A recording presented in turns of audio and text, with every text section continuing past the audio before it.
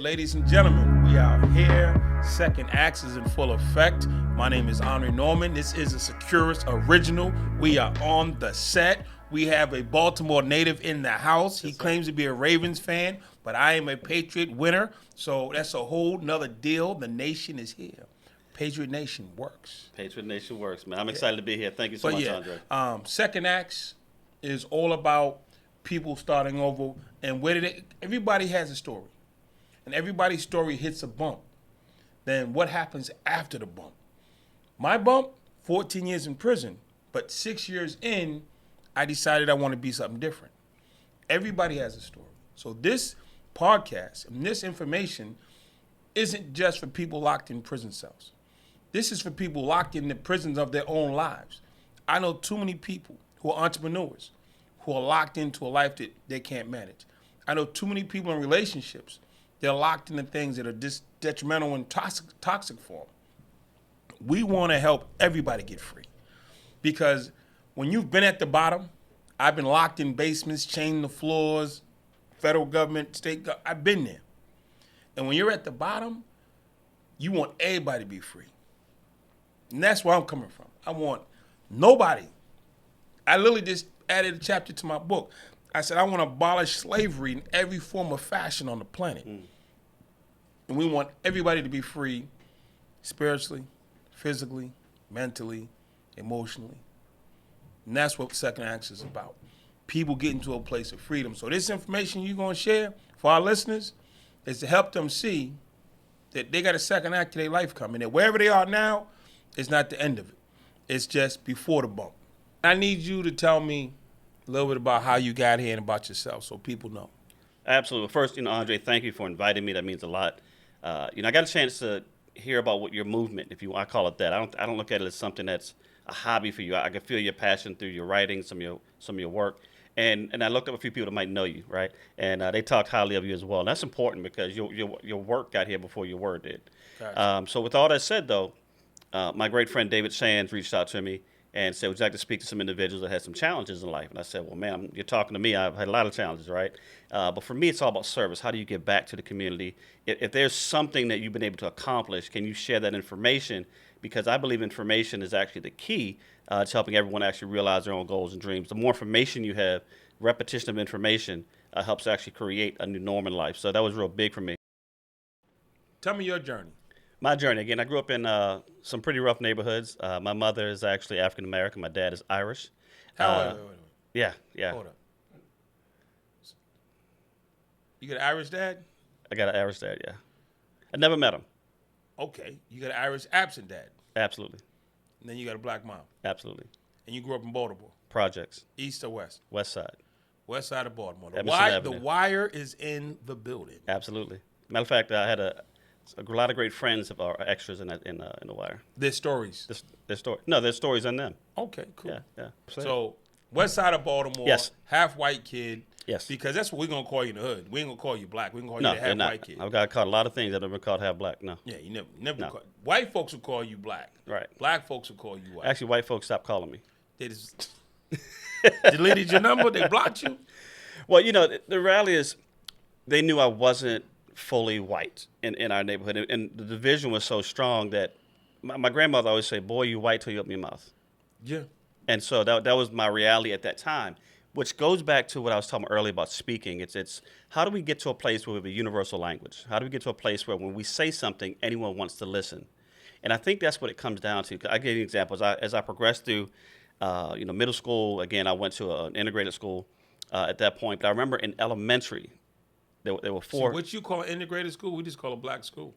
Well, no. When I first started going, it was integrated because we were the second class where it began to be integrated mixed. Okay. You went to a white school then. They let black kids into a white school because you on both sides of the line. So your journey, you're in school. Go for it. All right. So actually, in first grade, my best friends named Myron Cooper, right? And again, I got a black friend named Myron. That was always pretty interesting. So I remember after school one day, we were walking home. We were going to go play some games with one of our houses. I forget. And he was being chased home. And I didn't realize that the demographic chasing him was not black. And that was my first awakening that we can be divided without even knowing someone. And my bigger point to that is, how do we get to a place where you start judging people by the content of their character, by their body of their work, as opposed to simply by what you see externally?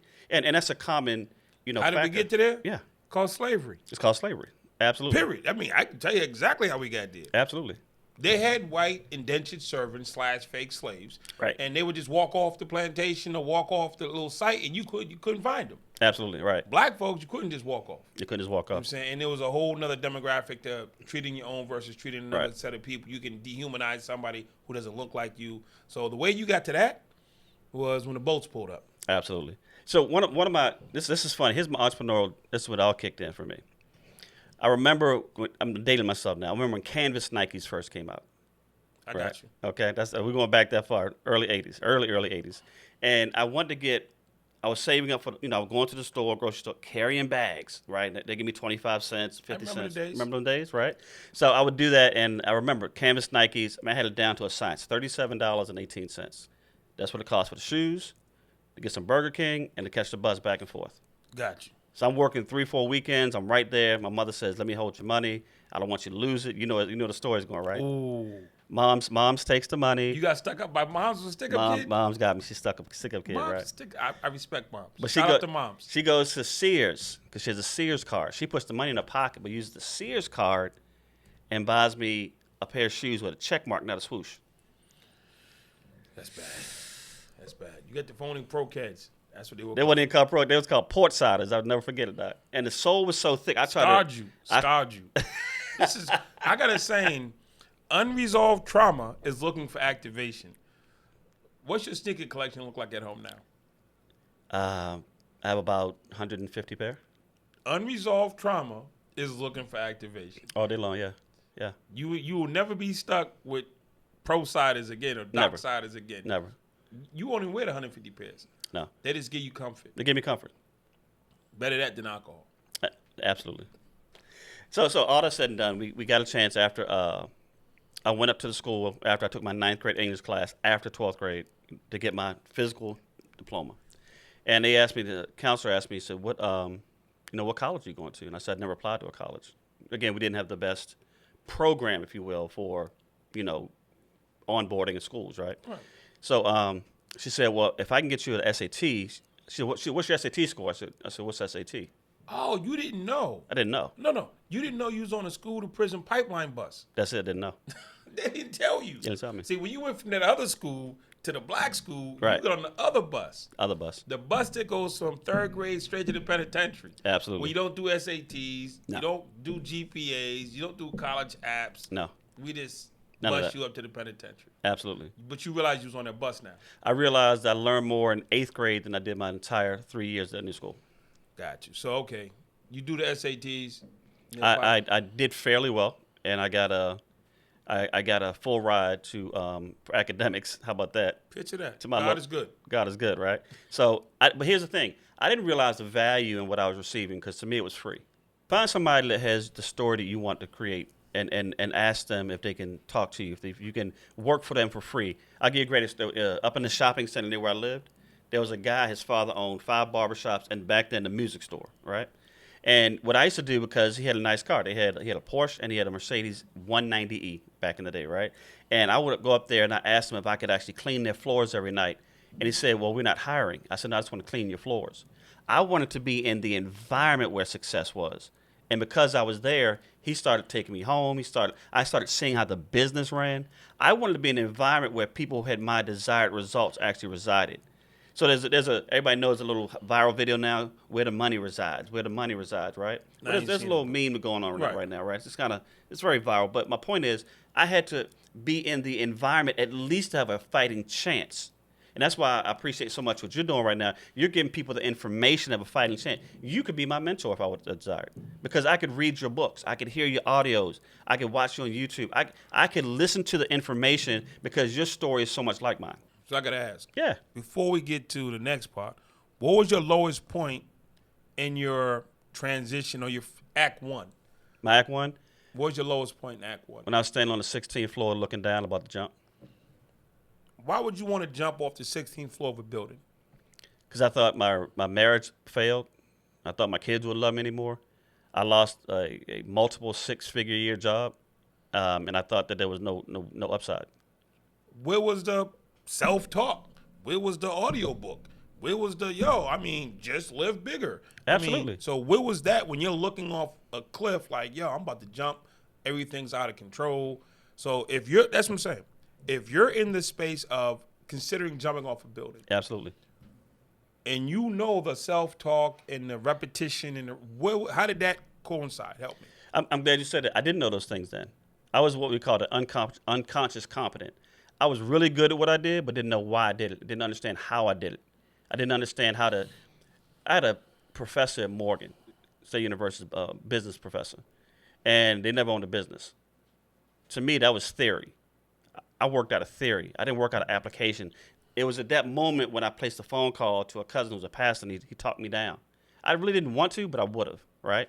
But I had to hear a voice that was bigger than mine. I had to hear a voice that would help me understand that I was needed, I was valuable.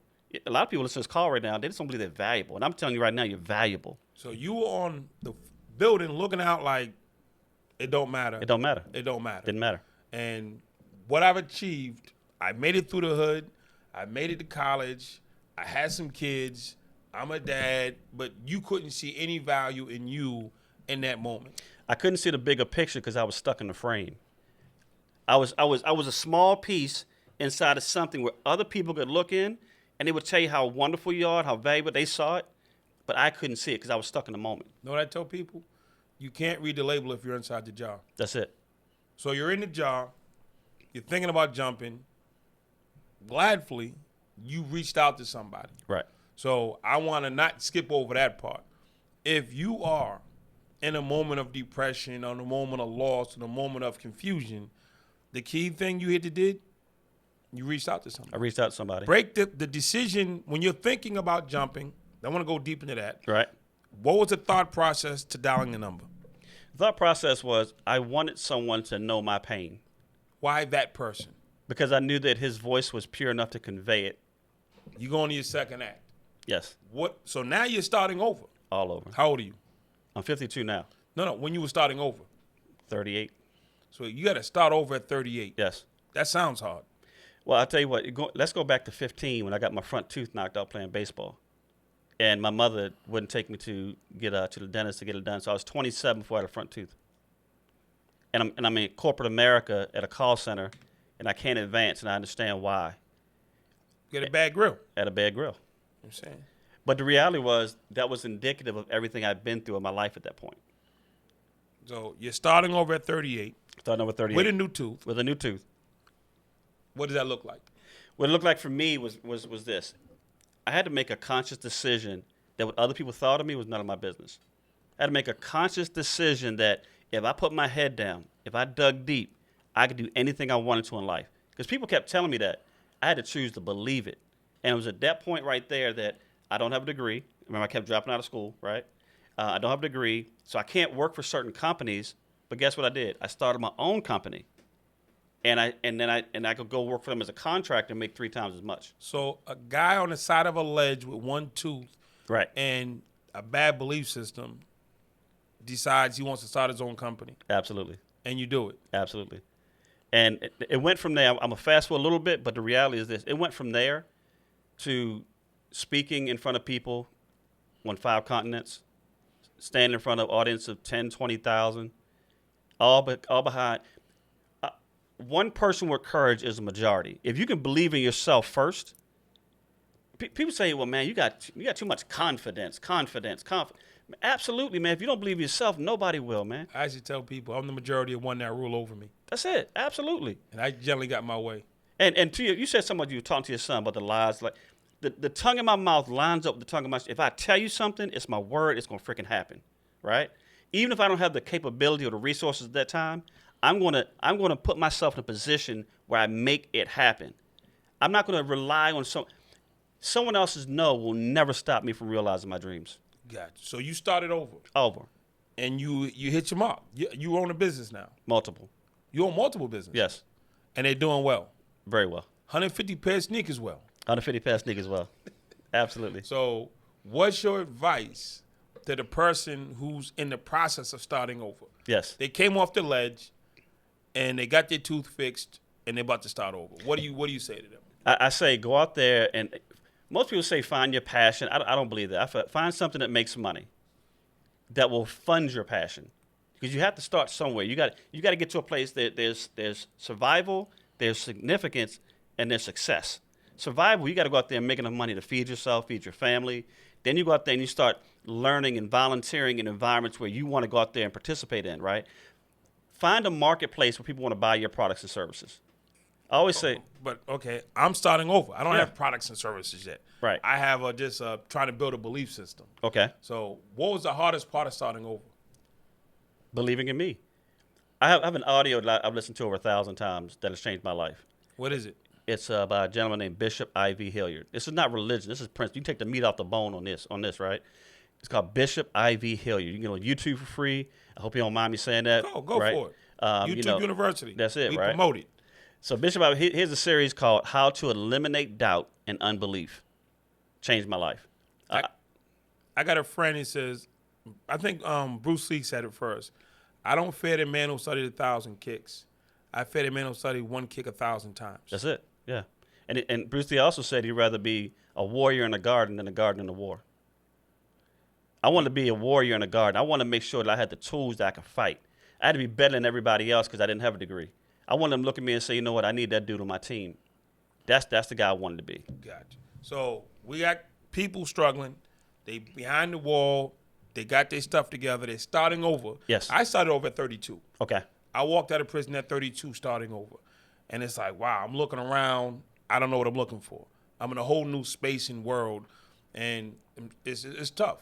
So how do we get people who are starting over not to quit?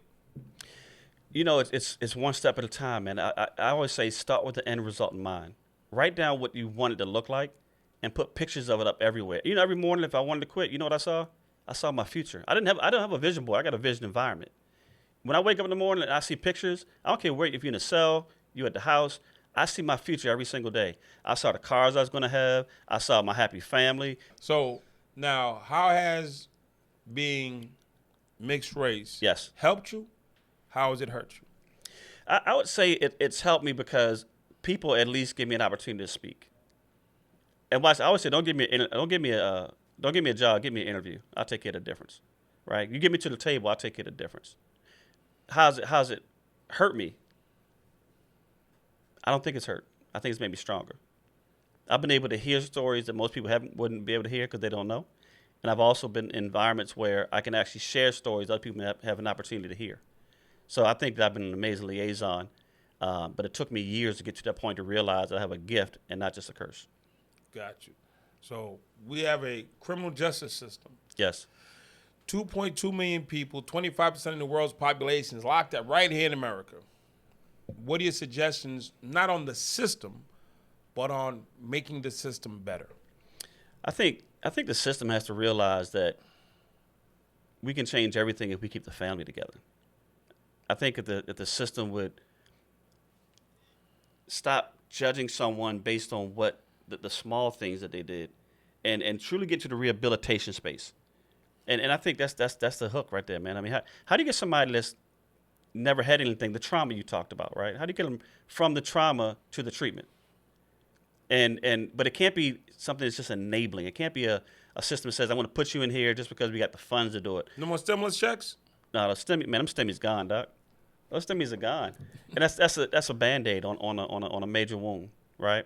You got to get folks to a place where they're outside of the trauma.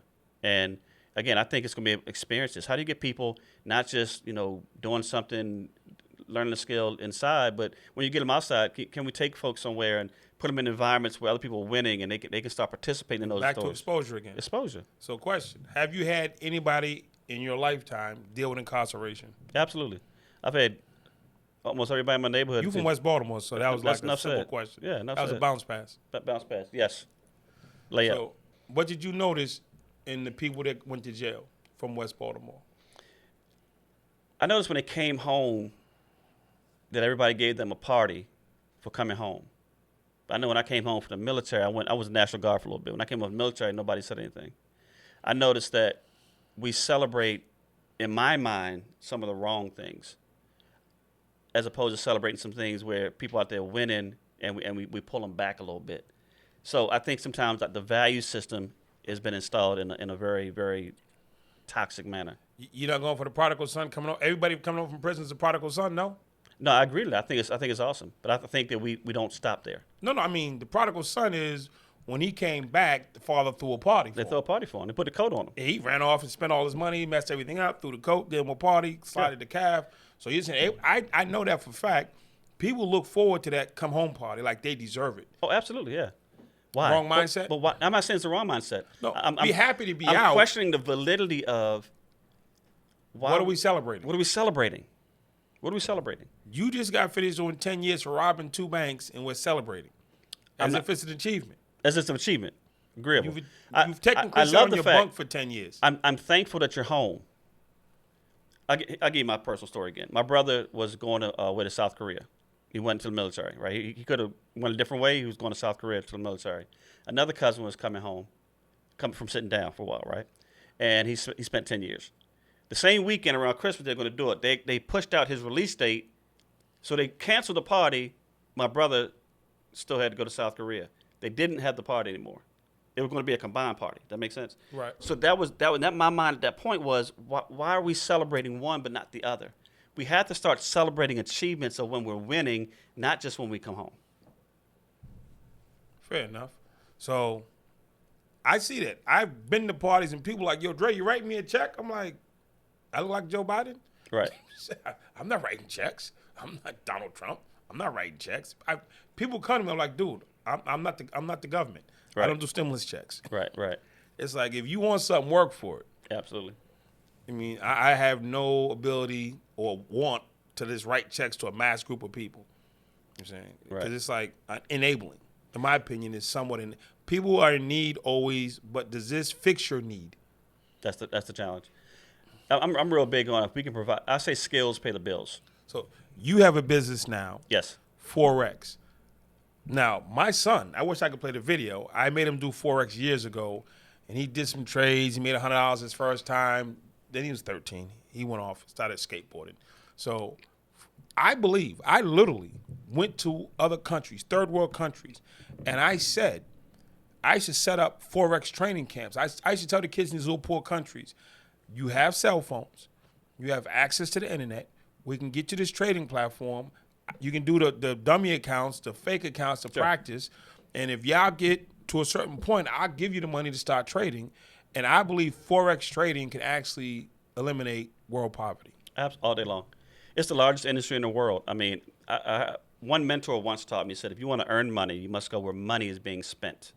I can't come here today and say, you guys, you can get rich, you can get proficient, you can get profitable, selling 8-track tapes. Wrong season. You must at least be in the arena where money is being exchanged, right? $6 trillion a day is being exchanged every single day. How can people in prison or imprisoned by bad jobs or bad relationships learn Forex, and what can it really do? No, I mean, at the hey, go read this book. Right. What is Forex going to do versus something else? Forex makes the platform even. It doesn't care, Yale or jail. It doesn't care your background, doesn't care your foreground, doesn't care what your mindset is. It only cares about, can you learn how to execute a trade? And if you understand currency and pairs and money and how it works, that's the thing. Don't get in it to make money. Get in it to learn the skill set. When you learn the skill set, money is a byproduct. Just a very quick background. To about 10, 15 years ago, you had to be an institutional investor. You had to be a government agency, a major bank, somebody with, a minimum $300,000 liquid to even be in the game. Technology, smartphones changed that. Then you had people that would charge $10,000, $20,000, $50,000 for courses. We want to get to a space where anyone that could afford a cable bill could afford to learn the game. So we put together a team of about 15 to 20 of the top traders in the world. And we put together a membership program for about $150 a month. Anybody can learn the skill set, right? They can pay for it. There's no contracts. They can come in there. They can learn the psychology of trading. They can understand risk management, how not to gamble, but how to learn to be a trader. They can understand how to leverage pairs. The big thing now is cryptocurrency. We have intro to cryptocurrency programs. We have all these different platforms where someone can come into the game, learn a skill set, and watch this, maybe somebody like me and you that's super busy, right? They don't want to learn the game. But we have traders that actually execute trade ideas. They can copy. If you can send a text message, you can participate in Forex today. So for me, super skeptical on everything. Absolutely. I know Forex works. Yeah. When you say 150 a month, Yeah. that sounds like MLM, which sounds like I'm paying somebody. Am I in a training or am I in an MLM?